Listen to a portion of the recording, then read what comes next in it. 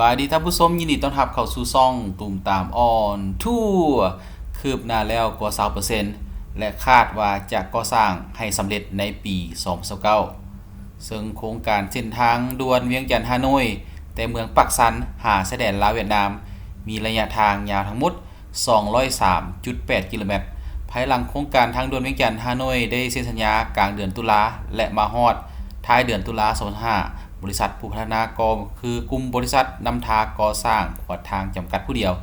ได้ส่งทีมงานพร้อมด้วยเครื่องจักรเข้าประจำอยู่ภาคสนามและในช่วงที่2มีระยะทางยาวทั้งหมด 203.8 กิโลเมตรจากเมืองปากสันหาชายแดนลาวเวียดนามเขตเมืองไซจำพรแขวงบุรีคำไซทาเลียนทองวงหาจักรห้องหัวหน้าโครงการก่อสร้างทางด่วนเวียงจันทน์ฮานอยช่วงที่1และช่วงที่2ให้สัมภาษณ์เมื่อบ่ดลมานี้ว่าปัจจุบันบริษัทผู้พัฒนาได้มีความกระตือรือร้นจัดตั้งปฏิบัติโครงการดังกล่าวโดยมีการเริ่มนำเอากลจักรเข้ามาประจำอยู่ในแต่ละจุดเพื่อลงมือก่อสร้างให้สำเร็จตามแผนการที่วางไว้ซึ่งบริษัทมีแผนการก่อสร้างโครงการดังกล่าวให้สำเร็จใน4ปีก็คือปี2029โดยวางแผนลงมือ3หน้าเวียกใหญ่ไปพร้อมกันเส้นเวียกดินเวียกโครงสร้าง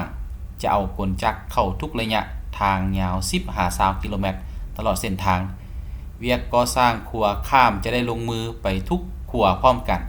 และเวียกปูหน้าทางด้วยเบตงจะได้ลงมืออยู่เขตทงเพียงจุดที่เวียกดินสำเร็จแล้วส่วนการก่อสร้างตัวจริงจะได้เฮ็ดทางเว้นทางคืนโดยจะนำเอา